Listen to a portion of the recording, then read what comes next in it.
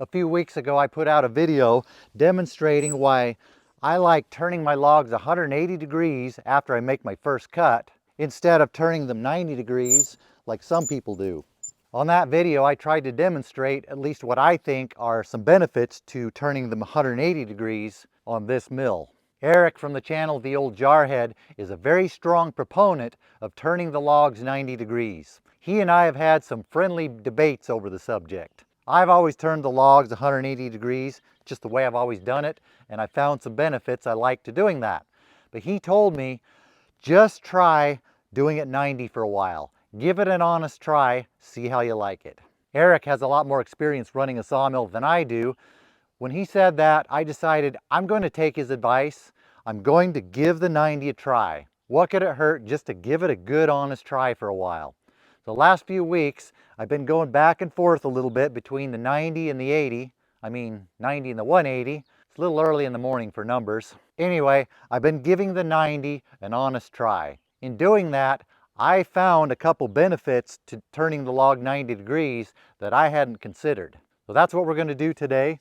We're going to cut one log at 180, the other one at 90, and I'll try to demonstrate what those two benefits are that I found. I'm pointing down there because that's where the log was when I discovered those benefits. But before we do that, we need some logs. I have a solution for that. The solution is logs. I have a lot of logs. Of course I have logs. In what world would I not have logs?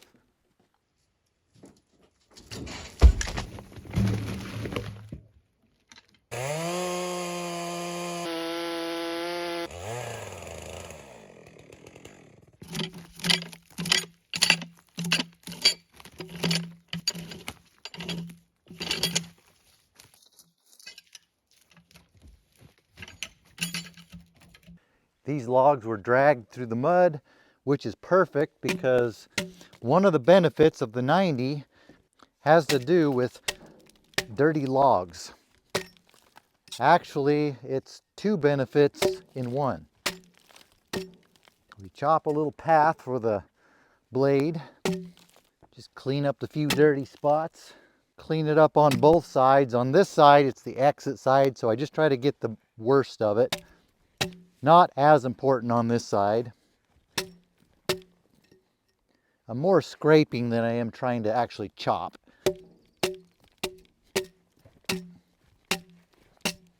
The other side's more important because the dirt on that side would get dragged through the log. But I do both sides because still I don't want the blade going through dirt. Center the pith, which I learned to do from a certain jarhead. It just happens to be centered naturally without a toe board. We're starting out good today.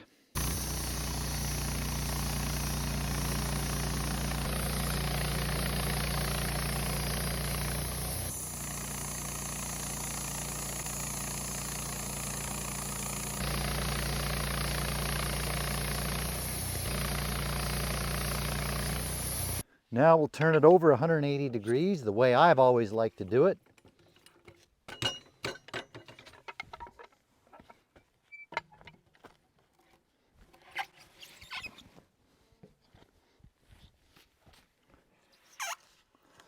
The problem with dirty logs, it gets the bed rails dirty. Before I lay down this nice clean new surface, clean some of that dirt off the rails. Now we can set that clean surface down on clean rails with a thud. Do a quick clean off of the dirt that's in the path of the blade. Both sides again. Lucked out on this one, it's actually pretty clean on this side. And off we go.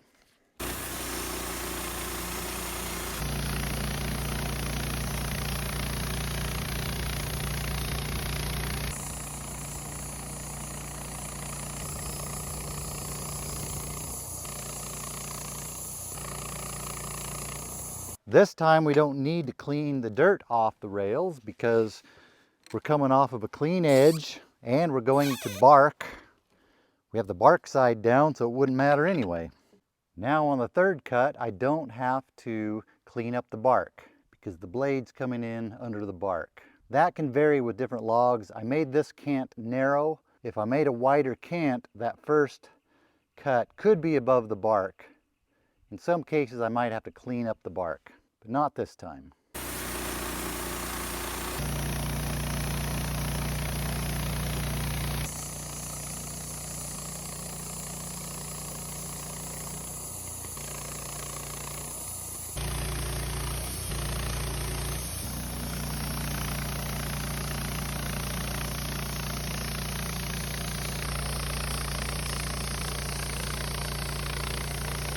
Now as we flip this one over, we're going from dirty bark side to clean side.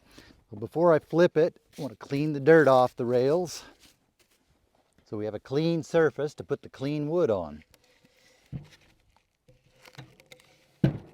This side of the cant has a different shape to it. In this case, I can start a little higher and I'll be above the bark. Here I'll be cutting into the bark on both sides. In this case, I will have to check these bark edges to make sure there's no dirt. In this case, we got lucky. Both sides are pretty clean.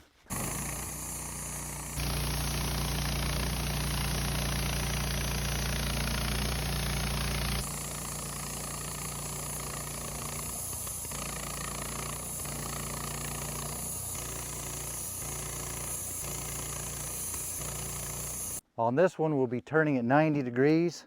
Same deal on this one for the first cut. We'll clean up both sides.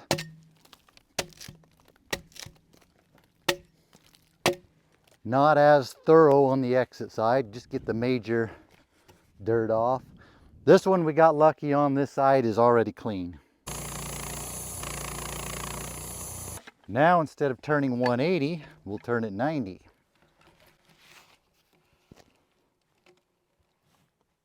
I don't know if you noticed, but since I only turned it 90 degrees, this fresh, clean surface is going up against the log stops instead of going on the bed rail where the dirty bark just got it all bark.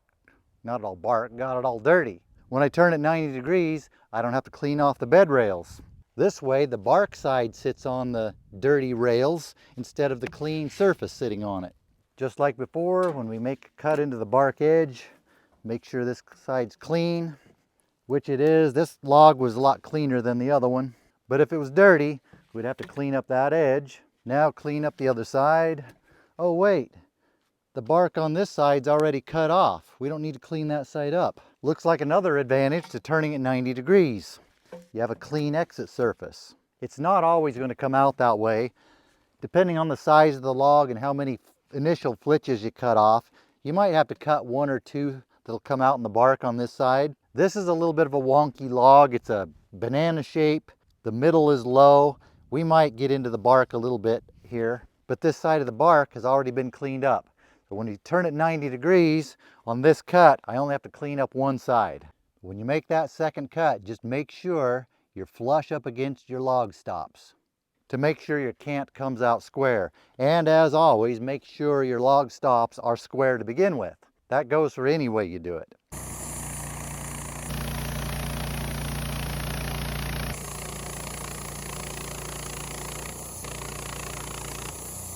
Now when we roll it, another 90 degrees. Oh, looks like cleaning up the bed rails caught up with me. We're going from bark to clean wood.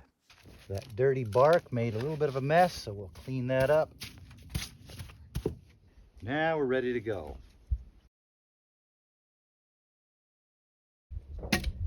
Clean the bark off on our entry side.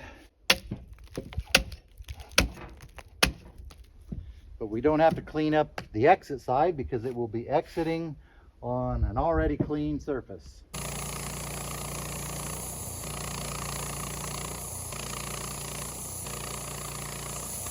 This will be the final turn, and look, since it wasn't laying down on bark, it was laying on the cut side, I don't have to clean the rails because they were already clean.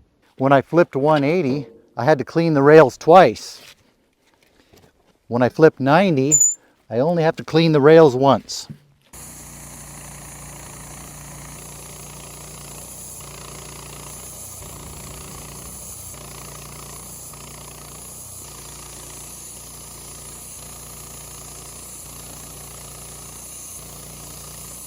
With the 90-degree turns, there can be some advantages on this mill with dirty logs.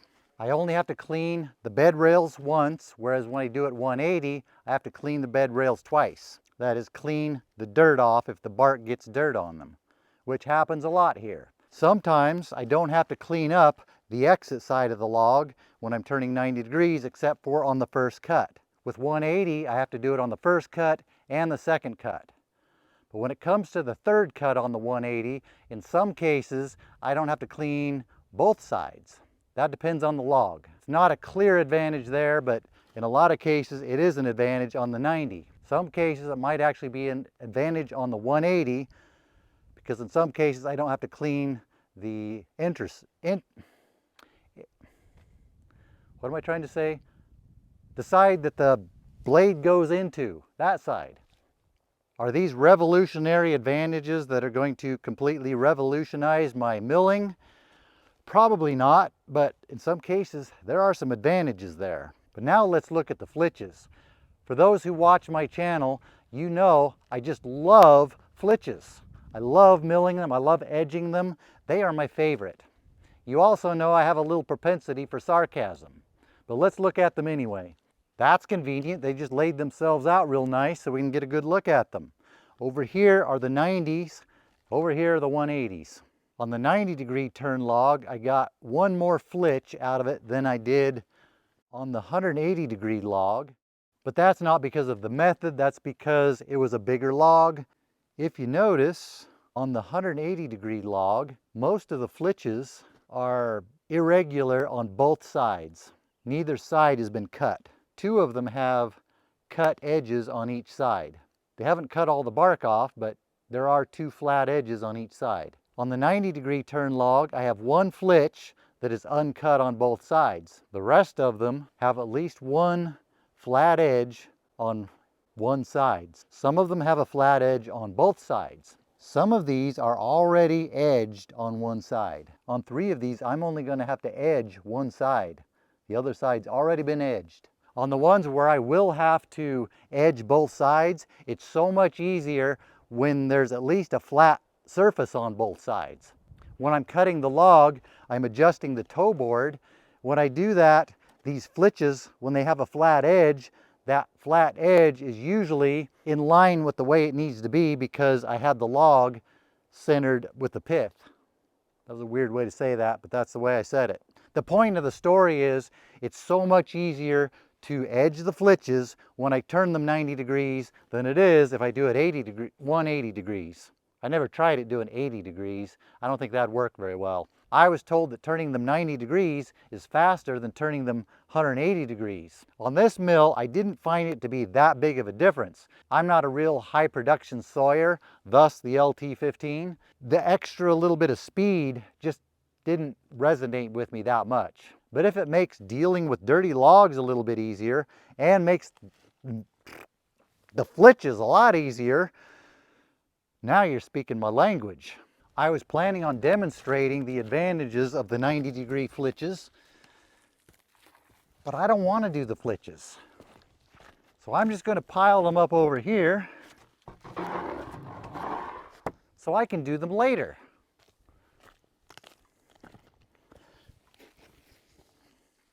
Actually, I have somewhere I need to be, and I won't have time to do that today, but there they are for later. But what is the final verdict of all of this? Which is the best way, 90 or 180? I would say try them both. Maybe even get proficient at both. See which one works for you and your situation. Your mill, your logs, your style of cutting. As for me, I'm really starting to like the 90. But you can't tell Eric. Don't tell Eric. This is secret. He cannot know that I may be coming around to his way of thinking on this. That would not be good. Will doing 90 stick with me? I don't know. Time will tell. What I do know is it's lunchtime.